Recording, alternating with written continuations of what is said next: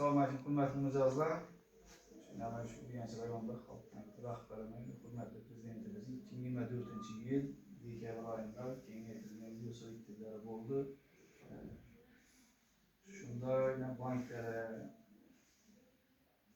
ko'p imkoniyatlar, ko'p yangi kredit turlari, yangi produktlar, fuqarolar biznesini ishlab chiqarish, xizmat ko'rsatish faoliyatlarini kengaytirish uchun banklere yangi resurslar, yangi kredit produktlar taqdim edildi. Mesela prezidentimiz topshirig'i bilan her bir mahallede mahalla agenti, bankning vakili shtab tashkil etildi.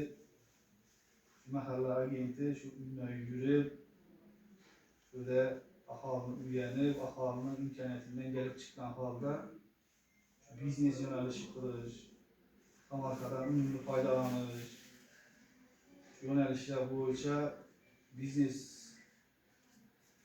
rivojlantirish uchun produkt kredit turlarini taqdim etish, yordamlashish.